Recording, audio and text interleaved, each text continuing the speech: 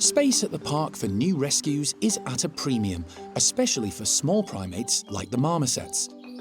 The legal primate pet trade in the UK has led to many needing to be rehomed from owners unable to give them the expert care and attention they need. As a result, the park is now full to the brim. A bill to change the pet trade law is currently going through Parliament. But until it passes, the trade and inevitable rescues will continue. To alleviate the situation, Monkey World has teamed up with a number of other wildlife parks and sanctuaries with room to take on some of its rehabilitated and established pairs or groups. Today, one of those families is leaving for a new home at Puxton Park in Somerset. So we've chosen the Simpsons to send because, to be honest, we're running out of sort of healthier rehabilitated pairs to send. The mark of the pet trade, unfortunately, is stamped forever on some individuals. They always will struggle with things like rickets and mobility. So anybody that's a bit weak and wobbly, we can't send. Whereas the Simpsons are a pretty healthy and pretty robust group of 4.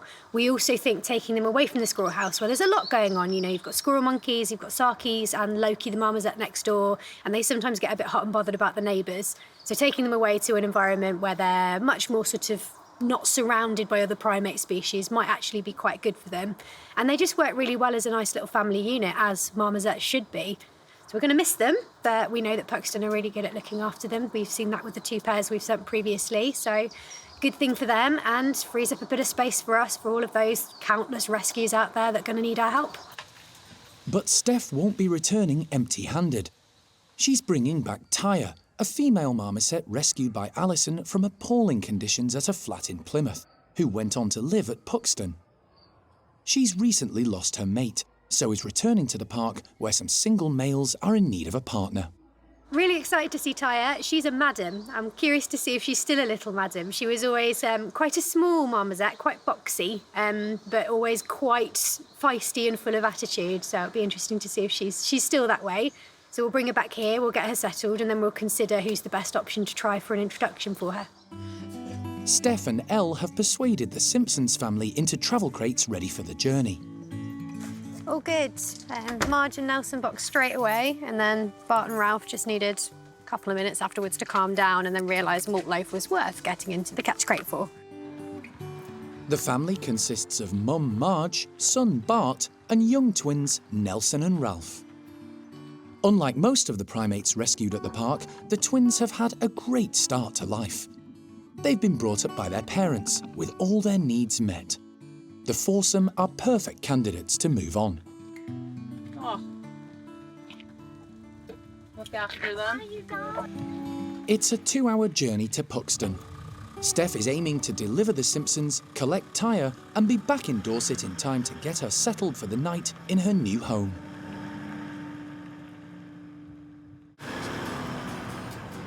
Following a 2-hour journey to the neighbouring county of Somerset, Steph has arrived at Puxton Park, along with the Simpsons, a family of 4 marmosets.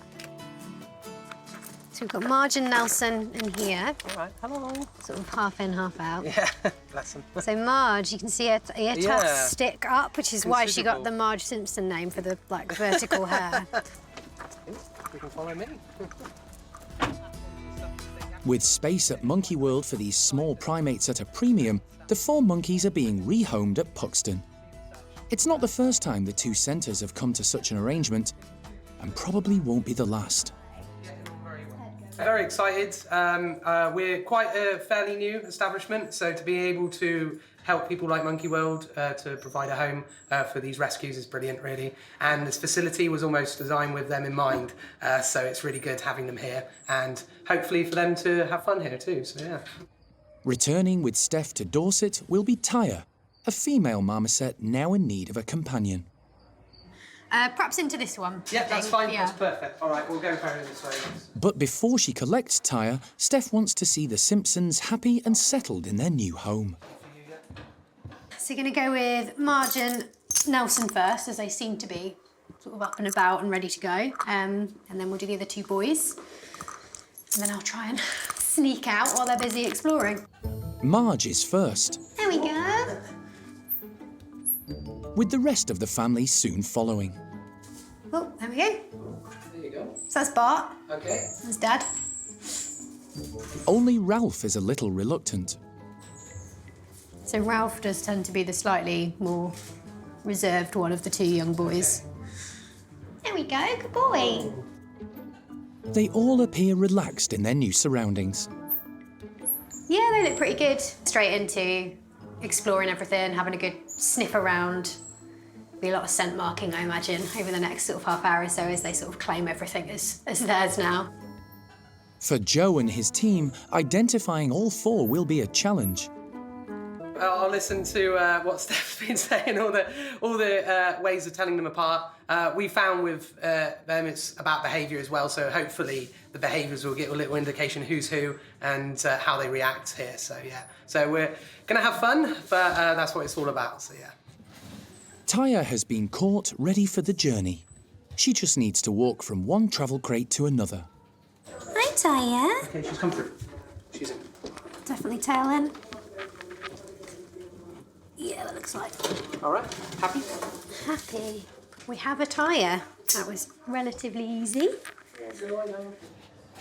A final check on the four. Steph has mixed feelings. Yeah, always a little bit emotional, just sort of having to walk away. But I'm really excited to have Tyre back. I'm excited to get her settled with a new partner. And yeah, looking forward to hopefully some more collaboration between us and Puxton in the future. It's a quick, uneventful journey back to the park in Dorset, where the team are ready to welcome Taya. Hey, princess. Oh my goodness, you are so cute. She's very cute. So she's hybrid, so hence the grey tufts, and she's also very box-like in shape. For now, Taya will be in a bedroom in the squirrel monkey house, living alongside them, plus the Sarkies and Loki the marmoset. Right, want to have a look, Miss Taya? The team are hoping that the two will eventually hit it off and become a pair. Only time will tell.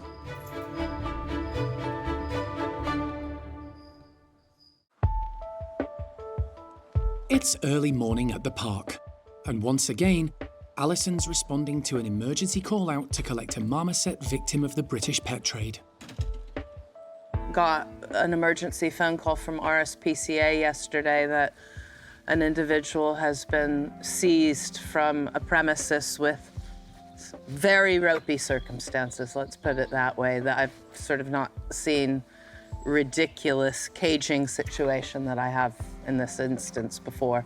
So we'll see what we can do. The marmoset has been taken from the household where it was found into a veterinary clinic in Essex. So we're off to the vet clinic to pick up this individual, assess what I believe is a male marmoset, but you never know, and get him back here to the park. It's a 160-mile journey to the marmoset's temporary home at the vet's practice in Romford, Essex. The park is usually full to the brim with rescued marmosets, but two elderly males recently passed away, freeing up space and leaving two females in need of companionship. As Alison heads to Essex, the park's marmoset team are preparing for the new arrival, but they're a bit in the dark about what to expect. So we've been told that it is a lone male, a young juvenile. We know, based off of pictures, he was kept in a really, really small hamster cage, so we know his movement ability was limited, so therefore could have a detrimental effect to his physical ability. And other than that, we're not too sure on any of the details. It's going to be a case of what we see is what we get. With so little known about the marmoset, the primate care staff are covering all bases. As you can see, we have padded the flooring with loads of blankets. This is just in case he, has a go at maybe having a climb and he doesn't have the physical ability. If he does fall, there is a soft cushion in there to try and help him. We've also made sure that there's a lot of branching around. So we're just trying to make it as secure as possible to give him the easiest start. With preparations well underway in Dorset, Alison arrives in Romford, hoping for a straightforward pickup. The marmoset was confiscated from its owner because the RSPCA were concerned about its welfare. They've asked Alison to assess the small primate's condition and take over its care for now. The young male has been at the vet's for 2 nights and is still in a small hamster cage. Diet isn't great, environment is awful, and he's been bounced from pillar to post. I believe the previous owner tried to claim that she had had him maybe for 8 years, but he looks like a young adult to me. So probably more like 2 or 3 years old, but hard to say. So he needs sorting out. Here you go. Is that better? Is that more tasty? A little bit.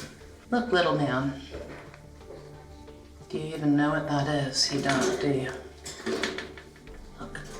Look. The vet practice has very little information about the marmoset.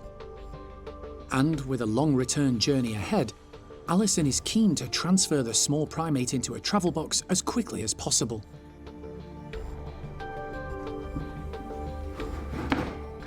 I believe I've got a monkey in the box. Nice job, and we'll just get him back to the park. We already have a female waiting for a companion. Her elderly partner passed away a couple of months ago, so we'll probably get him straight in with her or alongside of her straight away, and then have him down for a health check in the coming days, but after he's calmed down. It's been a quick turnaround. The male marmoset is safe in the travel box, and Alison can set off back to the park so he can start his new life and hopefully find a companion. Late last night, Alison received an email from the RSPCA with photographs of 2 common marmosets. She was shocked by what she saw. One of them is profoundly debilitated, which is the male. The other one actually looks in somewhat reasonable condition, but the male is now completely debilitated. He's profoundly ricketed. The majority of his tail has either broken off or away, it's healed over. He's completely collapsed and can only shuffle on the ground, so he has one of the worst cases of rickets or nutritional bone disease that we've ever seen. Sometimes these cases are just so tragic, it's heartbreaking. With still no change in the law governing the keeping of primates as pets in the UK, the number of small primates needing help keeps growing. Monkey World is often the first port of call for these pet trade victims, and the team are used to dealing with emergencies. Primate care staff member Steph is already preparing temporary accommodation for the pair, who are on their way from West Yorkshire. This is really different from what we'd normally do. His room, I'm actually going to put almost no perching in at all. We don't want to encourage him to get up off the ground until we know that he can. If he looks like in the photos that his back legs are pretty seized up, so until he's got better mobility, you kind of want him staying low so you know he's not going to fall and damage himself. The 2 marmosets have been on the RSPCA's watch list for more than 3 months, after being discovered living at a home in poor conditions. A local vet examined them and recommended improvements. But when the RSPCA returned a few weeks later, the male's condition had deteriorated even further. He deserves a chance. You can see his legs are totally seized up. That's her. She's been taking the lion's share, assuming it is a girl. And I think he just can't move. Oh. Yeah. And he's Skeletor. Shameful. He looks awful. Yeah. I'm not sure that this is going to be a good or pleasant case, but I worst think it's... case, we can peacefully help him go instead of suffer on. Yeah, correct. If the male, named Cobra, is to survive, he's going to need an enormous amount of help and care, along with therapeutic doses of vitamin D for his bones. But even that might not be enough. It's late in the evening when the RSPCA finally arrive at the park with Cobra and the female, Lola. You're right. Long drive. The pair are taken straight to the park's hospital, where temporary bedrooms have been prepared. The condition of the male will need to be assessed before the pair can be moved into one of the Marmoset houses. Oh goodness, look at you, little man. Such tiny ear tufts. Yeah, he looks knackered. Lola is first to emerge from the travel crate. Look at You need that tail through as well. Good job. She appears mobile, although very thin and missing patches of fur. Cobra remains in the box, frightened and bewildered. The team are unsure if he's even able to move. I just hope these guys can do it, can do the magic. And if anybody can, they can. With Lola watching on, Steph tries to entice Cobra out. There you go. Want to do it? That tail. Good boy. Oh, well done. Eventually, he manages to shuffle himself into his new home. Cobra's really in a profoundly bad way. I don't know that it's going to be the right thing to keep him going, but we're going to give him that therapeutic dose of D3 and a day or two. I think at this point in his life, Steph and I, neither of us can really tell how elderly he is. He's so malnourished, wasted away, and with such bad rickets. It's hard to tell his facial features, whether they're old or just compromised because of his medical condition. So at this point, I think we'd like to give him a day or two's chance unless we find him struggling to even move. And at the moment, he's still got will to shuffle around. The priority now is to get food and fluids into the pair. Steph has prepared a variety of healthy but delicious marmoset food. Good job. Watch tail. Thank you. If Cobra is going to have any sort of future, the next 48 hours will be critical. Early morning at the park, and Alison's on her way to yet another pet trade marmoset rescue. She's preparing to make the short journey from Dorset to Fareham in the neighbouring county of Hampshire. A male marmoset there, named Clyde, has been on her waiting list for several years and could be the perfect partner for Jenny, one of the females at the park. Sort of sadly, I was able to go to our waiting list and come up with what is number 7 or 8 on our waiting list, Clyde. And also is approximately the same age as Jenny, so we try and sort of find like with like, so we'll have perhaps the same energy levels and things.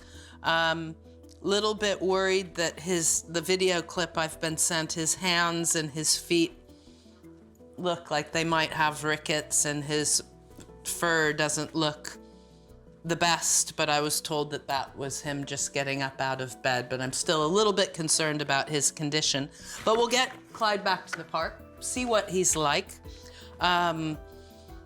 get him fed up and vitamins inside of him, and consider introductions to Jenny almost straight away. We'll want a day or two to settle Clyde in and see what he's like. As Alison leaves for the 60-mile journey to pick up Clyde, his prospective partner Jenny is recovering from major dental surgery. She had a growth and a number of teeth removed yesterday, but is doing very well. She's eaten well, she is literally back to normal. Her attitude, she's telling us off again.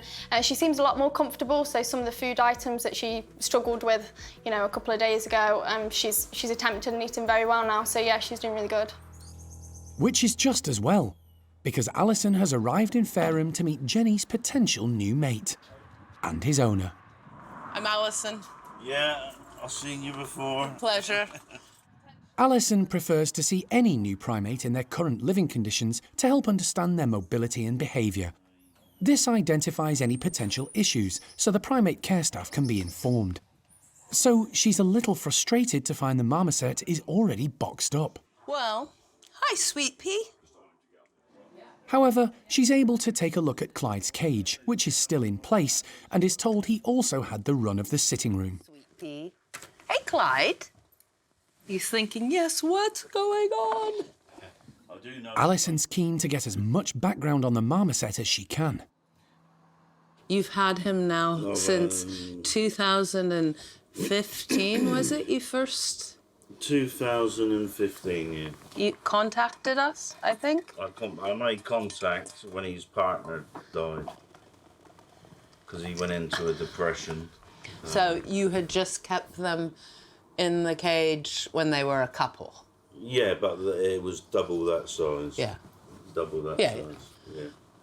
And so he's not really ever spent time outside or anything? I take him out occasionally to get a bit of sun.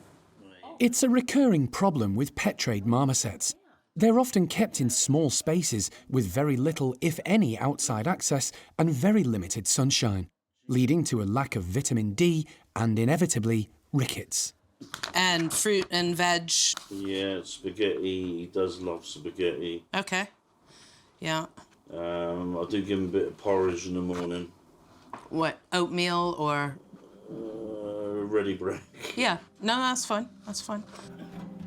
Alison has the information she needs. Time to transfer Clyde from the owner's box into a secure travel crate. Go on in, Clyde. But try as they might, Clyde won't budge. Clyde. It's all right, sweet pea. Come on, baby. All right, babe. I don't like the cage with holes in it, but if that's what we're gonna have to do. Alison doesn't want to cause the marmoset undue stress, so decides he'll have to travel to Dorset in the owner's box. But first, she'll make it as secure as possible. Do you mind if I call you if there's any questions or issues? Phone me, yeah. No Thank problem. you, thank you. Alison is eager to get Clyde safely back to the park. You're all right, little man. The primate care staff will assess the rescued marmoset when he's in a more secure environment. Luckily, not too long of a journey, because, like I said, I'm really not happy with that cage, but we've got it gorilla taped down and the sides and the holes filled in and everything else, and I've put a blanket in at least and a water bottle on board, so not ideal, but at least we're on our way. They set off, with Clyde heading for a new start, a potential new partner, and the chance to live a more natural marmoset life.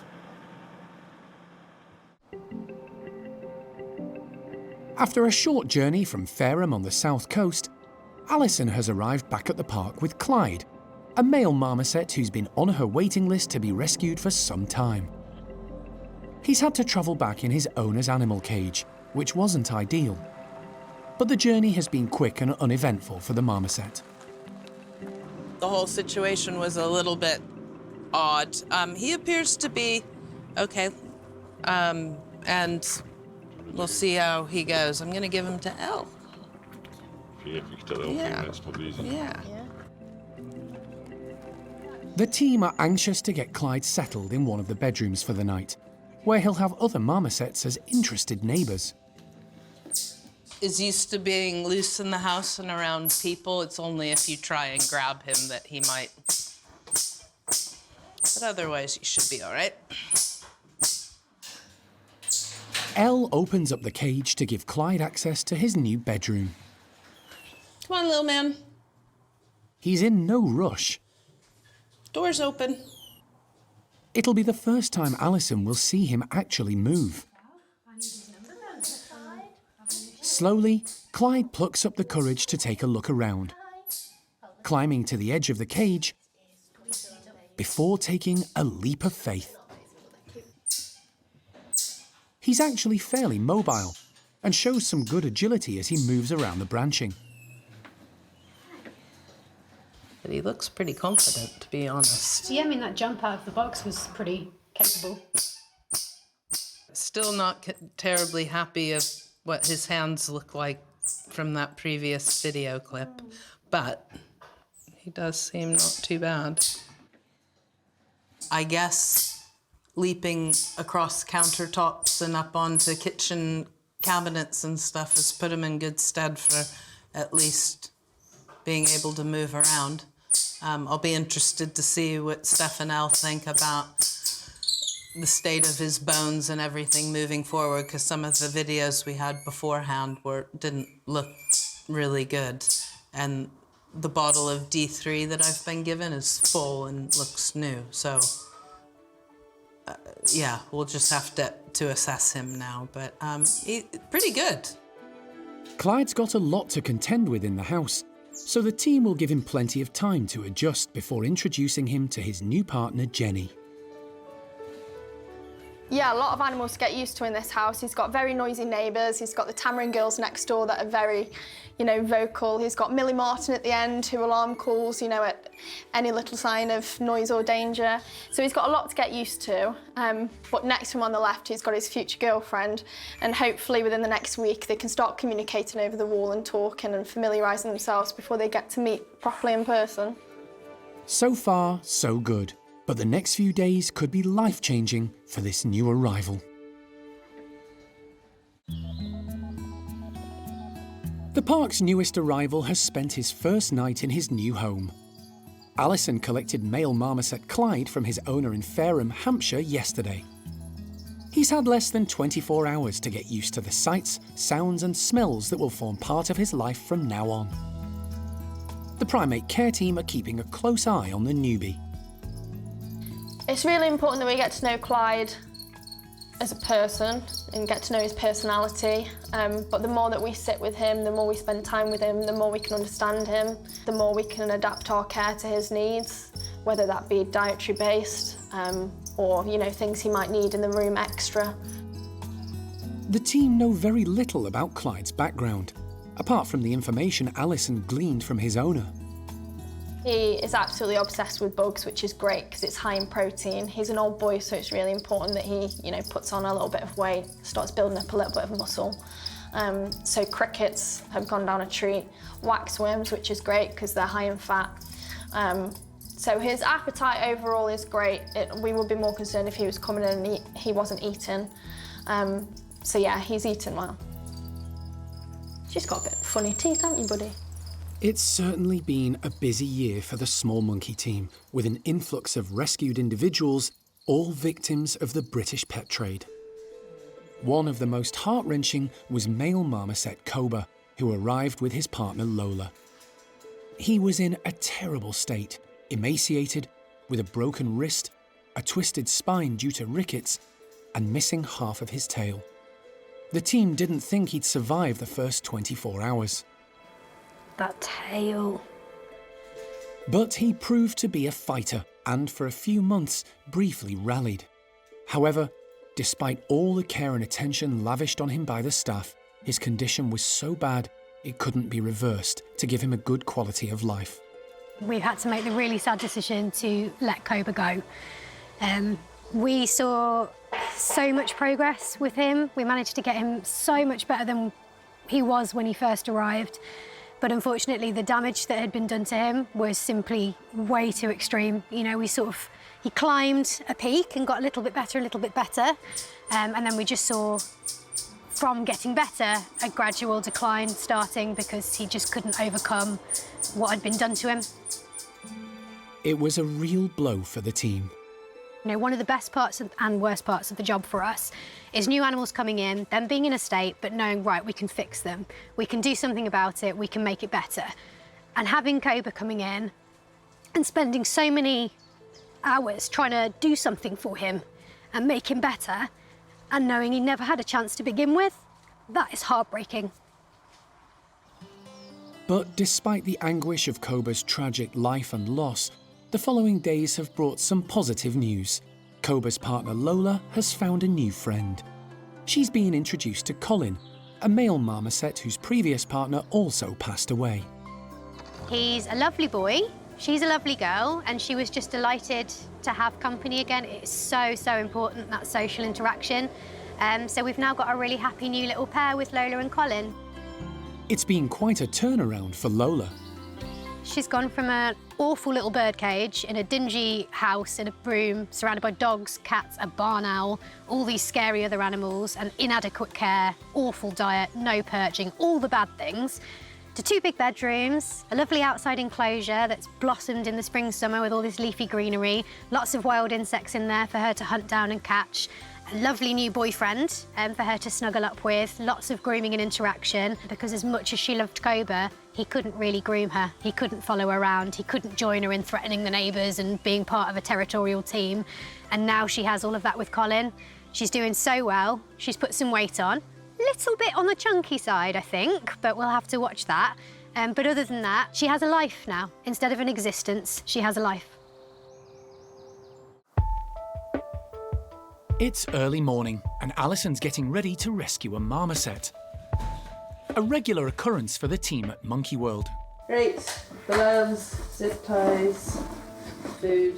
She's heading to Bristol, just a short journey from the park in Dorset, to pick up a female called Kush, who's been on the waiting list since 2019. Here we go again.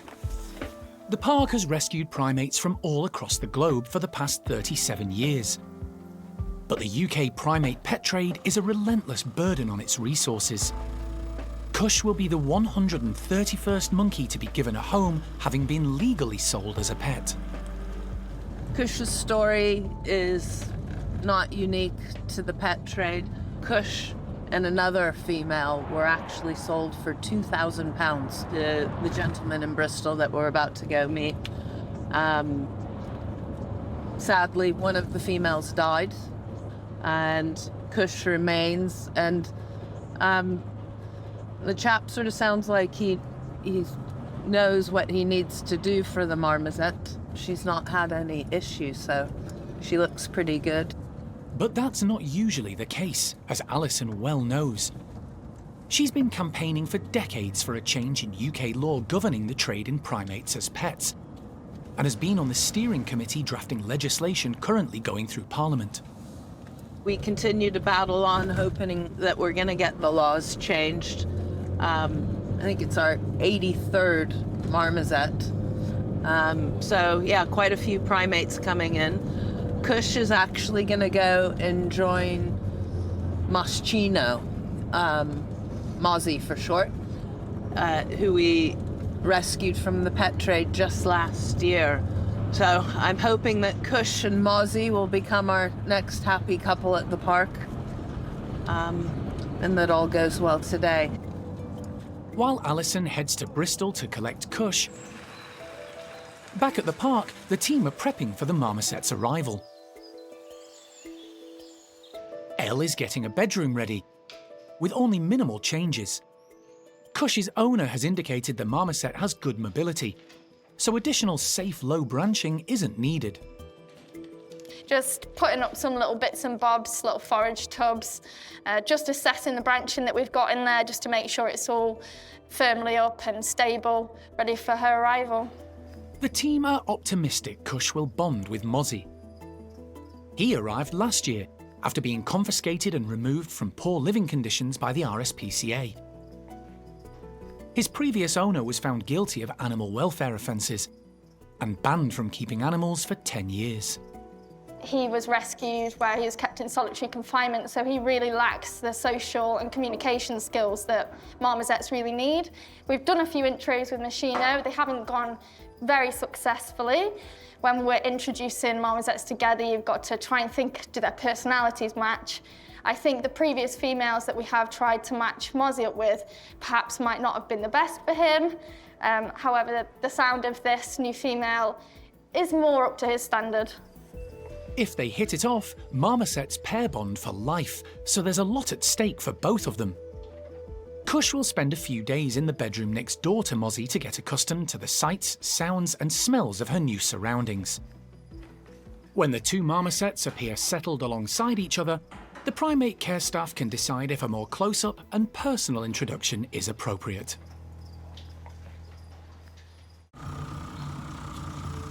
After a 2-hour journey, Alison has arrived in Bristol to collect Kush, a pet trade marmoset. Yeah, let's go see what the score is. She's meeting owner Dean, who contacted Monkey World 4 years ago to discuss the possibility of rehoming his pet. Hiya. Just knocking on the door. Are you Dean? Yeah, you come in, all right? Yeah, I'm Alison. How you doing, all right? Pleasure. It's taken more than 4 years for space to become available for Kush at the park. Oh, she's smelly. So, Dean and his father originally bought 2 marmosets from a dealer 9 years ago for £2,000. They were supposed to be a male and a female, but later a visit to the vet revealed both were females. She's well fed. She's a bit chubby. well fed, Jackie? Yeah, and her back is a little bit hunched, so she does need some D3. But she looks pretty good, don't you look worried? Dean realised early on that looking after a pet primate and keeping it fit and healthy is hard work and a full-on job. So you bought 2 of them. Was that by choice, or? I thought it was a good idea at the time. It's not. And people don't understand the attention, the time span that they need.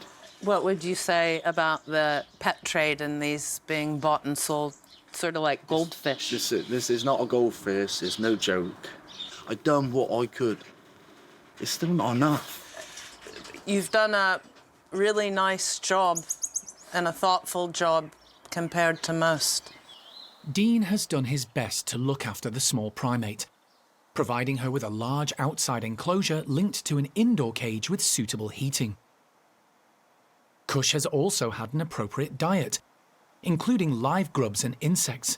But despite all Dean's efforts, he knows he hasn't been able to provide everything the marmoset needs. It's just sad that people are sort of left in this position, really.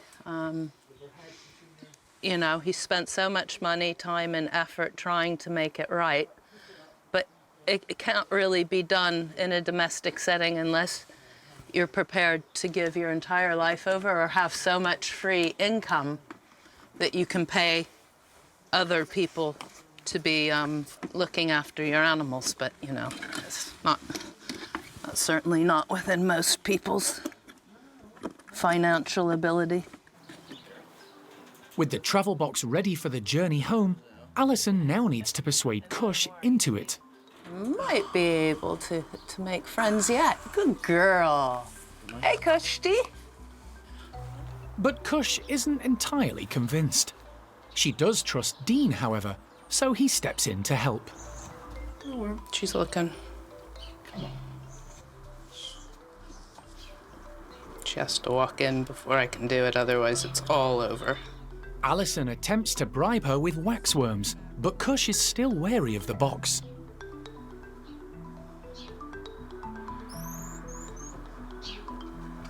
Good girl.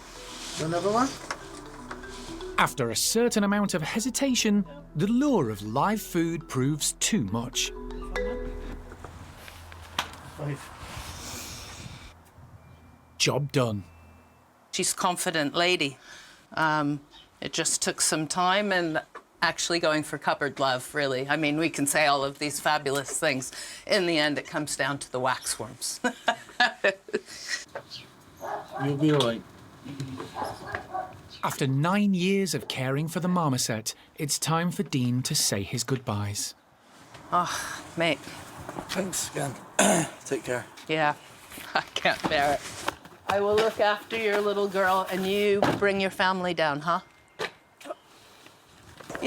It's heartbreaking. I could even cry right now. And, this is what I do day in and day out, up and down the breadth of Britain.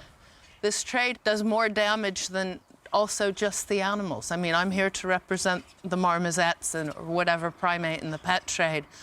But the people side of things cuts me up also. It's not right.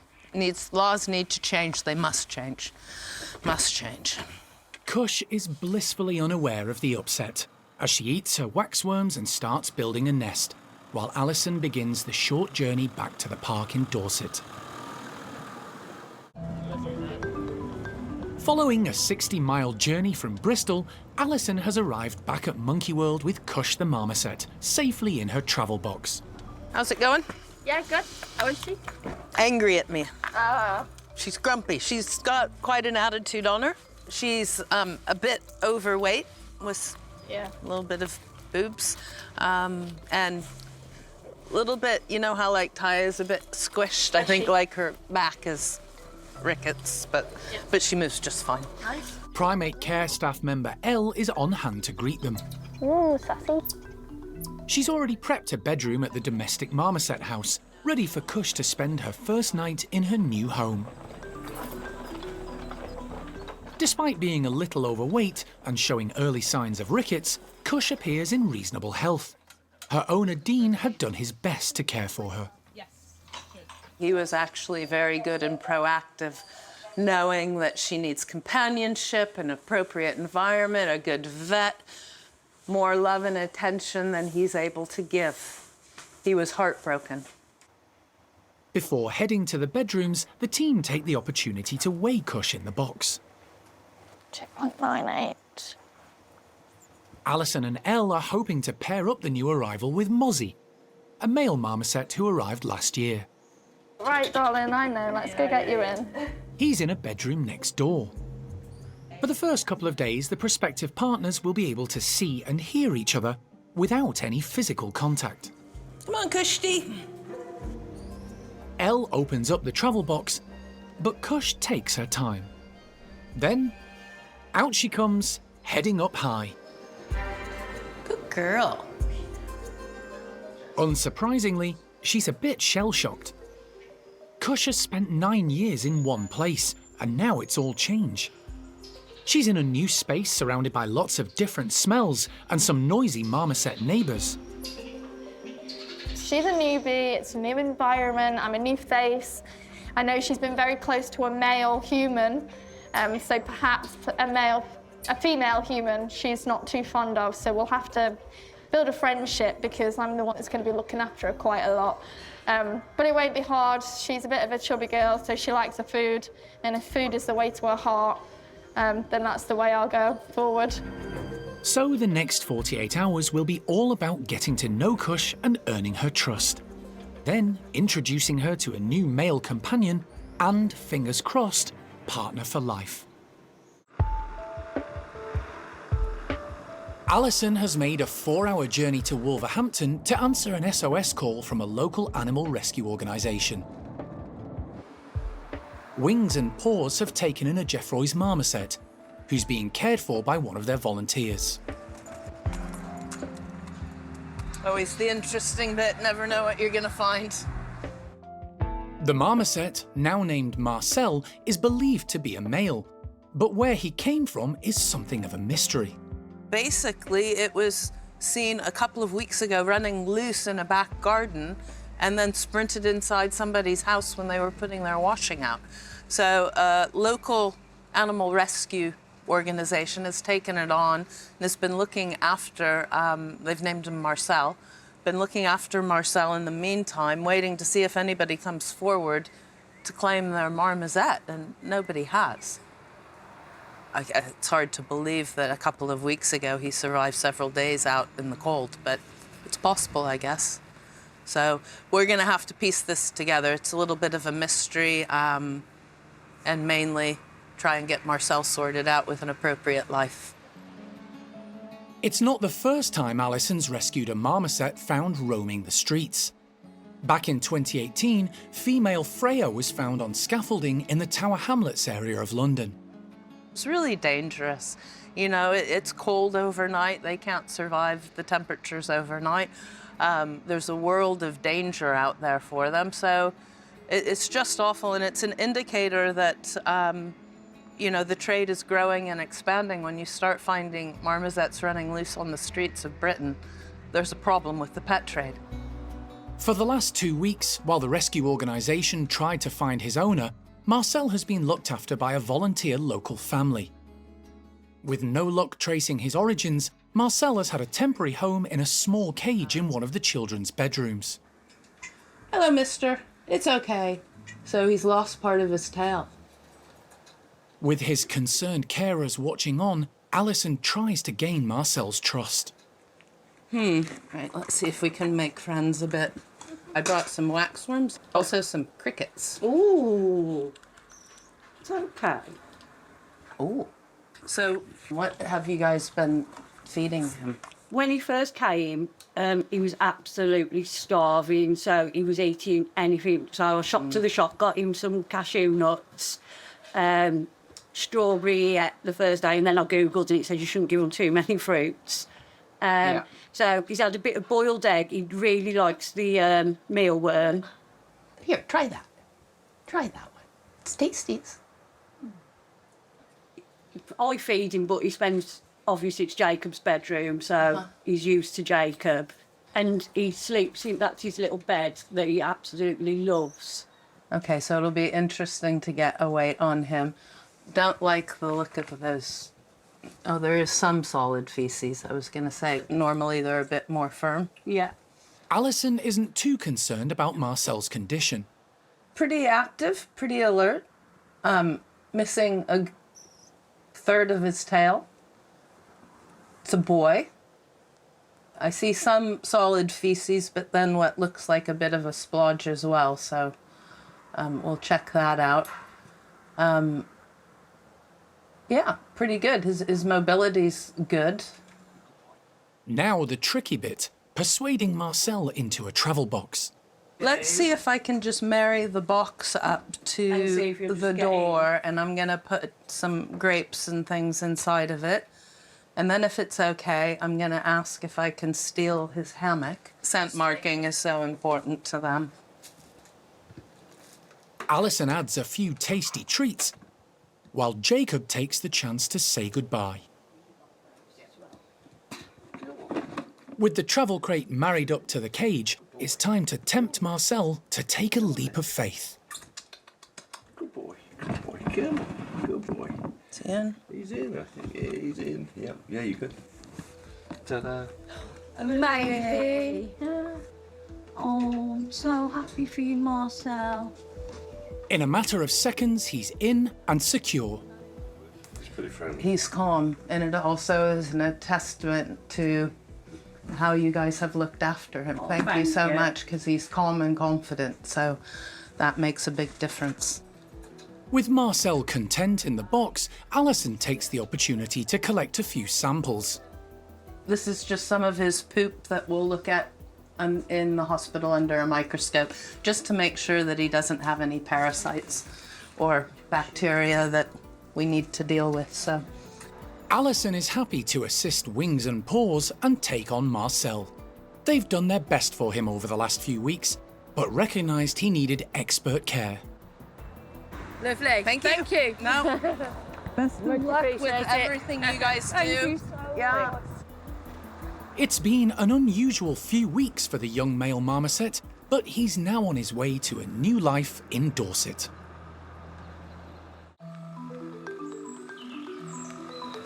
Following a 4-hour journey from the Midlands, Alison has arrived back at the park with Marcel, a male Jeffroy's marmoset found wandering the streets of Wolverhampton.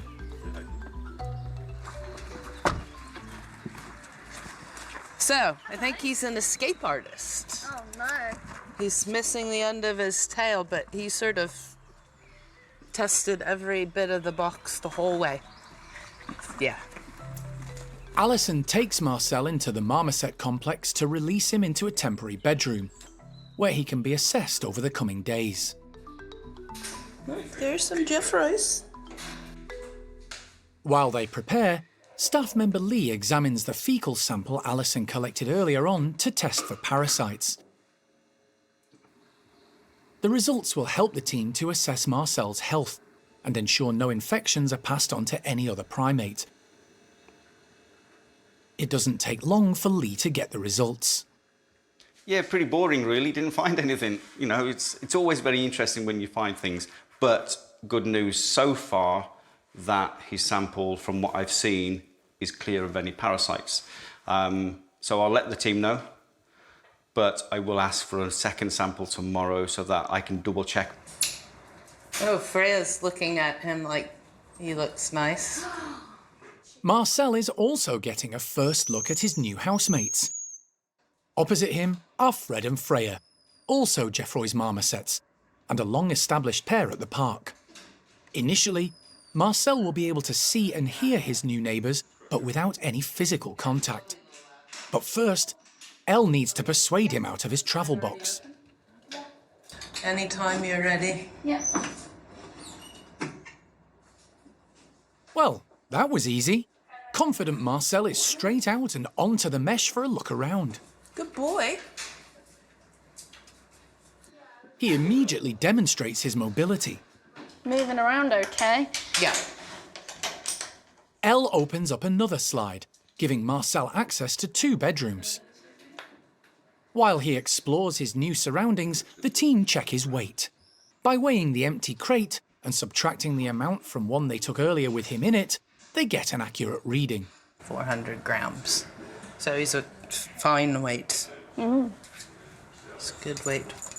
Despite the fact he's missing part of his tail, Alison is pleased with Marcel's overall condition. He's a little bit sort of hunched up, but I think it's more him being puffed up, sort of showing off, and finding his feet. He's also been inside the box for 4 hours, so we'll have to see how he goes. But his mobility's good, his coat is good, he's missing 1/3 of his tail.